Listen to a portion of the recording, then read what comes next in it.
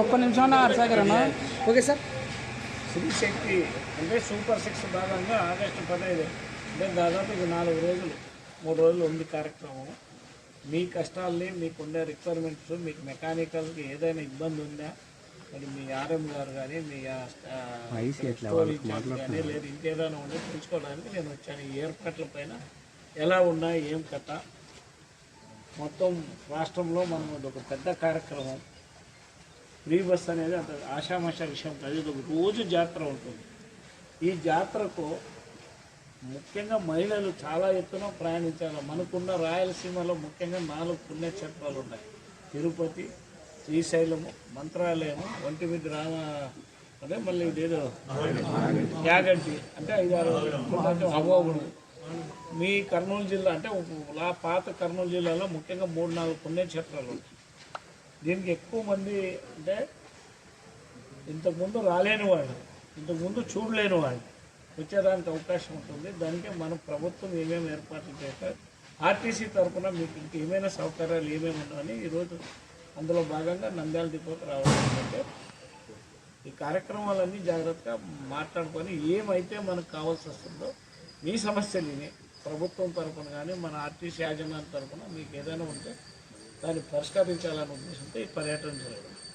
ముఖ్యంగా శ్రీ శక్తి బస్సెస్ విషయంలో అందరూ కూడా ఒక యజ్ఞంలాగా మనం అందరూ కూడా కష్టపడాలి. ఆర్టీసీ యాజమాన్యం మొత్తం డిపో మేనేజర్ నుంచి ఆర్ఎం గారి నుంచి కింద వర్కర్స్ వరకు ఇది సక్సెస్ చేయాలి. మనం అందరం గౌరవ ముఖ్యమంత్రి గారు మన పైన చాలా బాధ్యత పెట్టారు. పెన్షన్ ఇస్తే వాళ్ళ ఇంటికి ఒకరిపై ఇస్తారు, లేదు ఏదైనా రేషన్ కార్డు ఇస్తే ఆ కుటుంబానికి కూడా. కానీ ఇది అట్లా సామూహికంగా వచ్చేస్తారు, 100లో వస్తారు, 1000లో వస్తారు.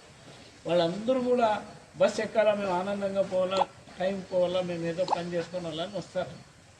మన పక్క రాష్ట్రాలు కూడా చూసాం, కర్ణాటక, తెలంగాణలో ఒత్తిడి ఎక్కువ ఉంటుంది. మీకు కూడా ఒత్తిడి ఎక్కువైతుంది. అందుకే మేము ఒకసారి అందరినీ మాట్లాడించి వద్దామని వచ్చాం. Thank you.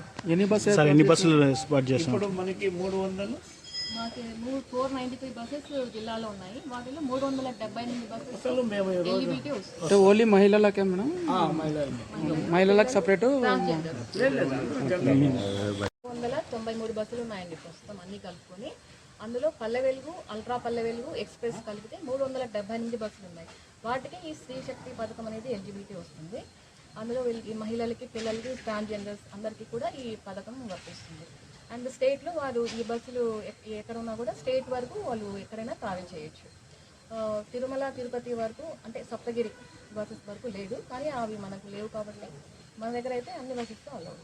Palle Velugu, ultra Palle Velugu, express. ఆ తర్వాత నాన్ స్టాప్ సర్వీసెస్లో కూడా నాట్ అలౌడ్ అనమాట. సో మహిళలందరూ కూడా ఇప్పుడు దాదాపు మనకి 1,25,000 మంది ప్రయాణికులు ప్రస్తుతం జిల్లాలో ప్రతిరోజు ట్రావెల్ చేస్తున్నారు. సో ప్రస్తుతం మనకు అంచనా ఏంటంటే 45,000 మంది అందులో స్త్రీలు ఉన్నారని మన అంచనా. సో ఇది ఇంకా రేపు దాదాపు 15,000 మినిమం అంటే 60,000 వరకు కూడా వెళ్ళడానికి అవకాశం ఉంది. సో వాళ్ళందరికీ కూడా మనం ఇప్పుడు మన జిల్లాలో ఏంటంటే 51 స్కూల్ బస్సులు ఉన్నాయి. ఆ స్కూల్ బస్సులు పిల్లల్ని డ్రాప్ చేసిన తర్వాత మరి సాయంత్రం వరకు కూడా ఐడిల్గా ఉంటున్నాయి. కాబట్టి వాటిని యూజ్ చేసుకొని మేము ఎక్కడైతే మనం ఎక్స్పెక్టెడ్ ట్రాఫిక్ గ్రోత్ ఉంటుందని అనుకుంటున్నామో అక్కడ ఎక్స్ట్రా ట్రిప్స్ పెట్టడానికి అని చెప్పేసి ప్లాన్ చేసుకొని ఉన్నాము. మరిన్ని బస్సులు కూడా యాజమాన్యం కొనడానికి కూడా రంగం సిద్ధం. అంటే ప్రైవేట్ బస్సులు ఉన్నాయి కదా వాటిలో కూడా హైర్ బస్సెస్ కూడా ఏవైనా అవి మనకి మనతో ఉన్నట్టే హైర్ బస్ అని కాబట్టి అన్నిట్లో కూడా ఎలిజిబుల్.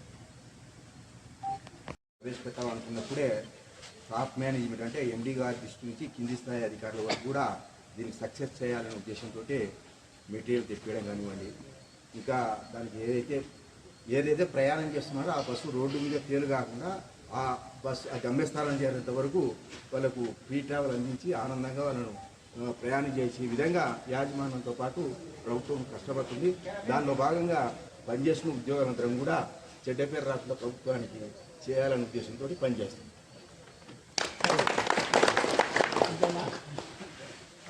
సంతోషం. ఇట్లా పట్టు ఉంటుంది.